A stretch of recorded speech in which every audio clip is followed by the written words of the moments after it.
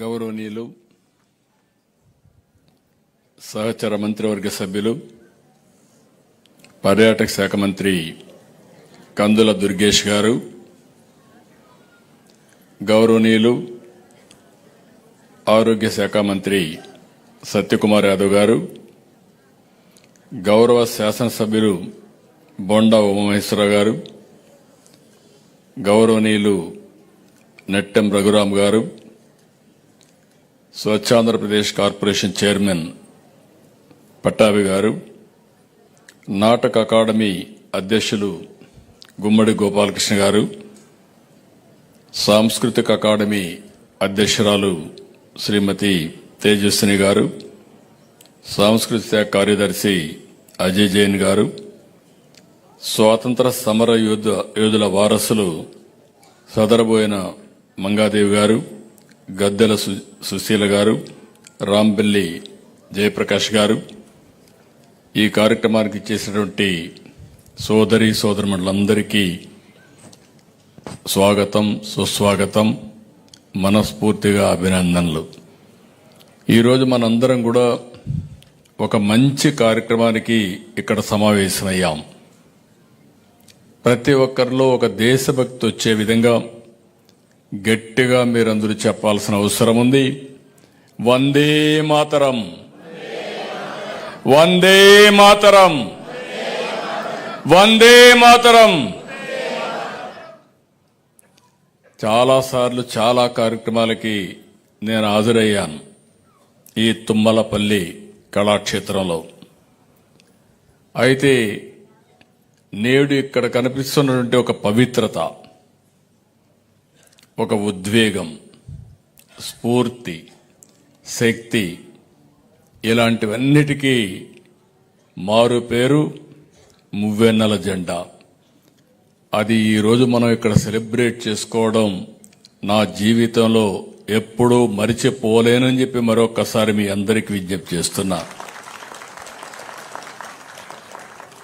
ఏ జెండా చూస్తే ప్రతి భారతీయ పౌరుడి మనసు పులకరిస్తుందో, ఏ జెండా చూస్తే దేశం యావత్తు గర్వంగా తలెత్తుకుంటుందో, ఏ జెండా చూస్తే ఒక ఉద్వేగం, అనుబంధం కనిపిస్తుందో, అదే 3 రంగుల జెండా, మన జాతీయ జెండా, ప్రపంచంలోని అతి శక్తివంతమైన జెండా, మన తెలుగువాడు రూపొందించిన జెండా మనందరికీ గర్వకారణం అని చెప్పి మరొకసారి విజ్ఞప్తి చేస్తున్నా. స్వాతంత్ర ఉద్యమ స్ఫూర్తికి ఈరోజు మనం ఒకసారి ఆలోచిస్తే 78 సంవత్సరాలు దగ్గర గడుపుకొని తొందరలోనే 100 సంవత్సరాలు ఉత్సవాలకు సిద్ధమవుతున్నాం. అందులో భాగంగా ఆజాదీ కా అమృత్ మహోత్సవం ఒక కార్యక్రమాన్ని తీసుకుని ప్రధానమంత్రి గారు ప్రతి ఒక్కరిలో ఒక దేశభక్తిని పెంచాలి అనే ఉద్దేశంతో హర్ ఘర్ తిరంగా కార్యక్రమానికి శ్రీకారం చుట్టారు. ఈరోజు ప్రతి ఒక్కరు గుర్తుపెట్టుకోవాలి, ప్రతి ఒక్క చేతిలో, ప్రతి ఇంటిపైన, ప్రతి కార్యాలయం పైన జెండా ఎగురవేయడం ద్వారా స్వాతంత్ర వీరుల్ని స్మరించుకోవడమే కాకుండా మనలో ఎక్కడికక్కడ జాతీయ భావన పెంచాలి, దేశభక్తిని పెంచుకోవాల్సిన అవసరం ఉంది. ఇప్పుడే మిత్రులందరూ మాట్లాడారు. ఇదొక వేదిక, ఇదొక సందర్భం. ఈ సందర్భంలో మనందరం గుర్తుపెట్టుకోవాల్సింది, ఎంతో మంది ఎన్నో త్యాగాలు చేశారు, ప్రాణత్యాగాలు చేశారు, ఆస్తుల త్యాగం చేశారు, జీవితాలను త్యాగం చేశారు. అందరి ఆలోచన ఒకటే, స్వతంత్ర భారతదేశం మా హక్కు, వేరే వాళ్ళు పరిపాలించడానికి వీలు లేదు, మేము పరిపాలించుకుంటామనే ఉద్దేశంతోనే ఆ రోజు స్వాతంత్రం కోసం పోరాడారు. అయితే ఈరోజు మీరు చూస్తే హర్ ఘర్ తిరంగా ద్వారా కులం, మతం, భాష, ప్రాంతం అనే భేదాలు లేకుండా ఒకే జెండా కింద దేశం మొత్తం ఏకమయ్యే కార్యక్రమం. హర్ ఘర్ తిరంగా అంటే కేవలం ఇంటిపైన జెండా ఎగరవేయడం మాత్రమే కాదు, ఇది దేశభక్తిని పెంచే ఒక సంకల్పం. ప్రతి ఒక్కరిలో ఒక భావన ఉండాలి, నేషన్ ఫస్ట్, తర్వాతనే ఏదైనా. ఆ దేశభక్తి మనలో రాగలిగితే మన దేశాన్ని కంటే మించిన దేశం ప్రపంచంలో ఏది ఉండదని మరొకసారి మీ అందరికీ స్పష్టం చేస్తున్నాను. అలాంటి జాతీయ భావం పెంచడానికి ఈ కార్యక్రమాన్ని మనం ఏర్పాటు చేసుకున్నాం. ఈ జెండా చూసినప్పుడు మనకు గుర్తు రావాల్సింది, ఎన్నో త్యాగాలు చేసినటువంటి మహోన్నత వ్యక్తుల త్యాగాల్ని మనం గుర్తుపెట్టుకోవాల్సిన అవసరం ఉంది. అయితే ఈరోజు నేను కూడా స్వాతంత్రం వచ్చిన తర్వాతనే పుట్టాను, మన ప్రధానమంత్రి గారు కూడా స్వాతంత్రం తర్వాతనే పుట్టారు. కానీ రాను రాను ఈరోజు చూస్తే యువతలో చాలా వరకు స్వాతంత్రం ఏ విధంగా వచ్చిందో మర్చిపోయే పరిస్థితికి వస్తారు. కానీ మనం గుర్తుపెట్టుకోవాల్సింది, అందరిలో ఒక స్ఫూర్తినిచ్చే విధంగా, దేశం కోసం పోరాట పటిమ పెంచే విధంగా మనం కానీ ఈ కార్యక్రమాన్ని తీసుకుపోగలిగితే చాలా మంచి ఫలితాలు వస్తాయి. నేను ఒకటే మిమ్మల్ని అందరినీ కోరుతున్నా, ఈరోజు మీ ఉత్సాహం చూశాను. రాష్ట్రంలో ఎవరిని చూసినా కూడా జాతీయ జెండా చూసినప్పుడు ఒక జాతీయ భావం వస్తుంది, దేశభక్తి ఉప్పొంగుతుంది. అదే సమయంలో మనందరం గుర్తుపెట్టుకోవాల్సింది, భారత సాయుధ దళాలకు మద్దతుగా, సైనికుల త్యాగాలకు గౌరవంగా ఈ కార్యక్రమాన్ని మనం నిర్వహించుకోవాల్సిన అవసరం ఉంది. ఇలాంటి కార్యక్రమాల ద్వారా దేశ క్షేమం, భద్రత, సమగ్రత విషయంలో మనంతా ఏకతాటిపైన ఉన్నామనే బలమైన సందేశం ప్రపంచానికి ఎప్పటికప్పుడు మనం ఇవ్వాల్సిన అవసరం ఉంది. కార్గిల్ యుద్ధం, పహల్గాం ఘటన జరిగినప్పుడు దేశ ప్రజానీకం ఒకే ఒక మాట మీద నిలబడ్డారు. అందరూ కూడా ముందుకొచ్చే పరిస్థితికి వచ్చారు. ఈరోజు మనం చూస్తే దేశ సమగ్రత, రక్షణ, సార్వభౌమత్వం విషయంలో భారత్ ఎవ్వరికీ తల వంచదు, భయపడదు. నేడు ఉన్నది 40-50 సంవత్సరాల కంటే ముందున్నటువంటి భారతదేశం కాదు.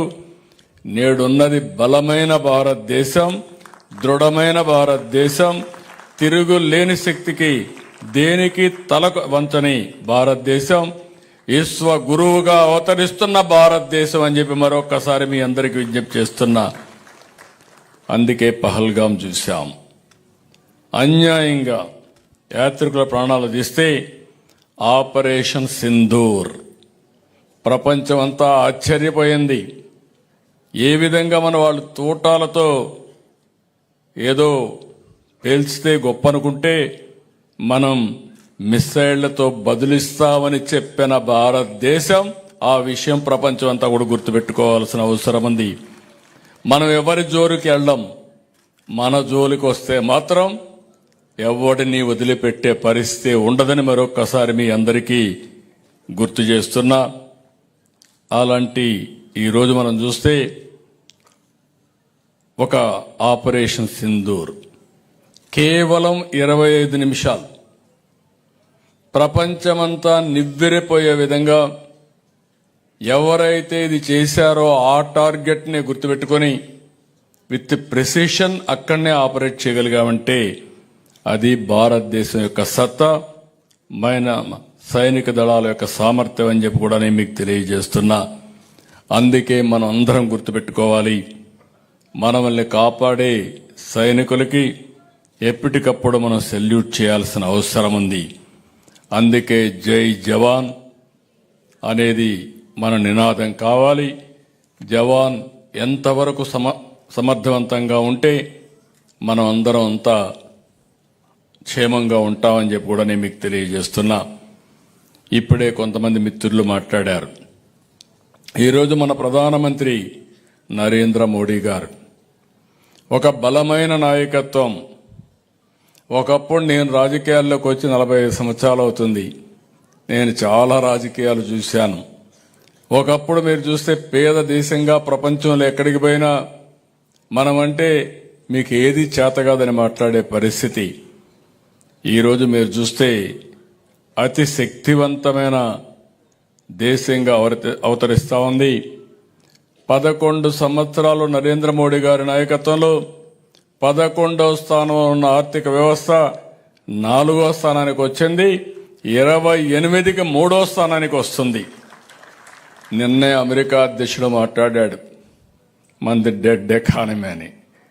కాదు, ప్రపంచంలోనే వేగంగా దూసుకుపోతున్న ఏకైక ఆర్థిక వ్యవస్థ భారతదేశం. ఎవ్వరు దీని పోటీ పడలేరు. ఎవరెవరివి డెడ్ ఎకానమీలో భవిష్యత్తే తేలుస్తుందని చెప్పి కూడా నేను మీకు తెలియజేస్తున్నా. మనకు కొన్ని అడ్వాంటేజెస్ ఉన్నాయి. నేను పదే చెప్తున్నాను.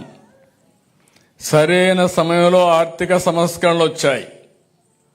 1991లో ఆర్థిక సంస్కరణలు వచ్చాయి. ఈరోజు గర్వంగా పింగళ వెంకయ్య గారు జాతీయ జెండా రూపకల్పన చేశారని గర్వంగా చెప్పగలుగుతున్నాం. అలాంటిదే ఈరోజు చూస్తే 91లో ఆర్థిక సంస్కరణలు ప్రవేశపెట్టిన వ్యక్తి తెలుగు బిడ్డ పివి నరసింహరావు గారు అని చెప్పి నేను మీకు తెలియజేస్తున్నా.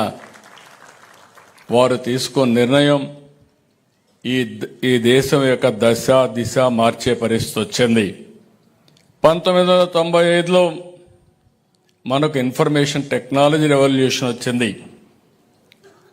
భారతదేశం ఫస్ట్ మూవర్ అడ్వాంటేజ్ తీసుకుంటే దానికి మనం నాంది పలికాం.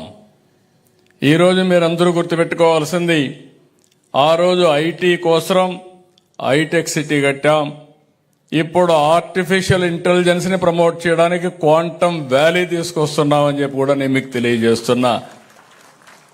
అదే కాకుండా మూడోది మీరు చూస్తే డెమోగ్రఫిక్ డివిడెంట్.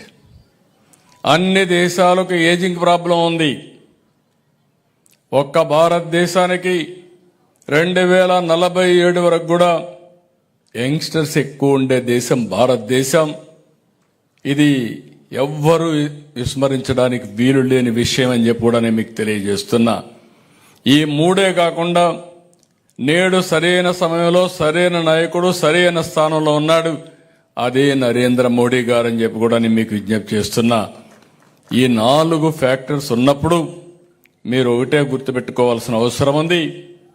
ఈరోజు 3వ స్థానానికి వస్తాం.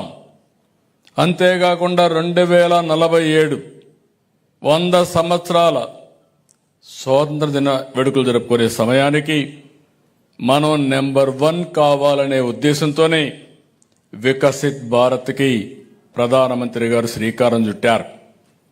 భారతదేశం వికసిత్ భారతదేశంగా పోతే స్వర్ణ ఆంధ్రప్రదేశ్ కావాలని 2047కి స్వర్ణ ఆంధ్రప్రదేశ్ దిశగా భారతదేశంలో నెంబర్ 1 రాష్ట్రంగా ఆంధ్రప్రదేశ్ రాష్ట్రం కావాలని మనం ఒక సంకల్పం తయారు చేసుకున్నాం. Wealthy, healthy, happy society. సంపద ఉండాలి, ఆదాయం పెరగాలి, ఆరోగ్యంగా ఉండాలి, ఆనందంగా ఉండాలి, మెరుగైన జీవన ప్రమాణాలు అందరికి ఇవ్వాల్సిన ఉద్దేశంతో మనం ఈరోజు స్వర్ణాంధ్రప్రదేశ్కి శ్రీకారం చుట్టాం.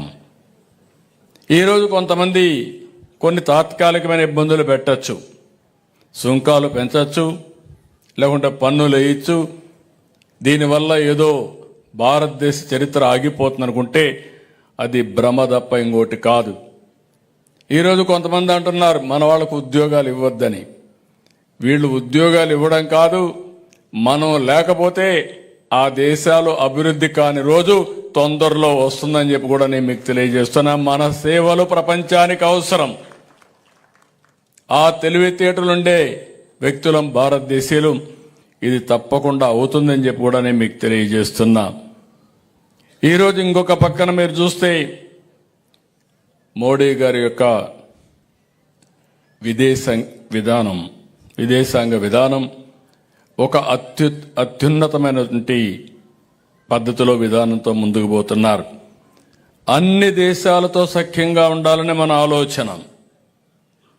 అందరితో బాగుండాలి, ప్రపంచం కూడా అన్ని విధాల ఆనందంగా ఉండాలి అనే ఉద్దేశం తప్ప ఎవరితో విభేదించాలనో ఆ దేశాలని ఆక్రమించాలని మన ఉద్దేశం కాదని చెప్పి కూడా నేను మీకు తెలియజేస్తున్నా. ఈ సందర్భంగా నేను మిమ్మల్ని అందరినీ ఒకటే కోరుతున్నా, జెండా అంటే ఇది కేవలం ఒక చిహ్నమో లేకుంటే ఒక వస్త్రం అనుకుంటే చాలా పొరపాటు. ఇది దేశ గౌరవం, ఐక్యత, త్యాగం, స్వాతంత్రం యొక్క ప్రతీక. అంతేకాకుండా 143 కోట్ల యాజ్ ఆన్ టుడే, ఇది రేపు 170 కోట్లు కూడా కావచ్చు, 165 కోట్లు కావచ్చు. ఈ దేశ జనాభా యొక్క సమర్థత అని చెప్పి కూడా నేను మీ అందరికీ తెలియజేస్తున్నా. అలాంటి గొప్ప జెండాని దేశానికి అందించినటువంటి పింగళి వెంకయ్య గారిని మనం అందరం స్మరించుకుందాం, ఒకసారి గుర్తు తెచ్చుకుందాం. పింగళి వెంకయ్య ఆగస్టు 2న 1876న ఆంధ్రప్రదేశ్లోని మచిలీపట్నం సమీపంలోని బట్టపెనుమరులో జన్మించారు. దేశం ఏకం చేసేది జెండాని బలంగా నమ్మారు. ఆయన ఏ నేషనల్ ఫ్లాగ్ ఫర్ ఇండియా అనే బుక్కును కూడా రిలీజ్ చేశారు. 1921లో ఆయన విజయవాడలో గాంధీజీ వస్తే ఆ రోజు ఈ డిజైన్లన్నీ చూపించారు. ఆ క్రమంలో పలు మార్పులతో ఫైనల్గా రాజ్యాంగ సభ జాతీయ జెండాని ఆమోదించింది. అది మనందరికీ గర్వకారణం. అప్పటి నుంచి ఈరోజు మనం చూస్తూ ఉంటే దేశమంతా జెండా ఎగరేస్తే ఆ జెండాకు రూప శిల్పి మన తెలుగు బిడ్డ కావడం, ప్రతి ఒక్క ఇంటిపైన ఆ జెండా ఎగరడం, ప్రతి ఒక్కరి గుండెల్లో ఒక స్ఫూర్తినివ్వడం, ఇది మన అదృష్టంగా నేను భావిస్తున్నా. మన రాష్ట్రంలో సమరయోధులకు తక్కువేమి కాదు. 1857లో ప్రథమ స్వాతంత్ర పోరాటం జరిగిందని చరిత్ర చెబుతుంది. అంతకంటే ముందు బ్రిటిష్ దుర్మార్గ పరిపాలనపై తెలుగు నేల తిరుగుబాటు చేసిందని చరిత్రకారులు చెప్పే పరిస్థితికి వచ్చారు. స్వాతంత్ర ఉద్యమంలో బ్రిటిష్ వారిని గజగజలాడించిన అల్లూరి సీతారామరాజు తెలుగు బిడ్డ. తుపాకీ గుళ్ళకి గుండెను చూపించినటువంటి మన టంగుటూరి వంటి సమరయోధుల గడ్డ ఈ ఆంధ్రప్రదేశ్ రాష్ట్రం. ఉయ్యాలవాడ నరసింహారెడ్డి, సర్దార్ గౌతల చెన్న, దుగ్గిరాల గోపాలకృష్ణయ్య వంటి స్వాతంత్ర సమర యోధులు తెలుగు గడ్డపై పుట్టడం మన అదృష్టం. వాళ్ళందరికీ నివాళులర్పిద్దాం, ఒకసారి స్మరిద్దాం, గుర్తుపెట్టుకుందాం, వాళ్ళ స్ఫూర్తిని తీసుకుందాం. దేశభక్తితో అందరం కూడా ముందుకెళ్తూ మన ధ్యేయం ఒకటే, 2047కి ప్రపంచంలో నెంబర్ 1 ఆర్థిక వ్యవస్థ ఏది అంటే దానికి చిరునామాగా భారతదేశం ఉండాలి. అందులో నెంబర్ 1 పర్ క్యాపిటల్ ఇన్కమ్కు చిరునామా ఏదంటే ఆంధ్రప్రదేశ్ ఉండాలనే సంకల్పంతో ముందుకు పోదామని చెప్పి నేను మీకు తెలియజేస్తున్నా. అందుకే అందరూ కూడా గట్టిగా భారత మాతాకి జై చెప్పాలి. జై భారత మాతాకి, జై భారత మాతాకి, జై భారత మాతాకి. Thank you. అందరికీ నమస్కారం.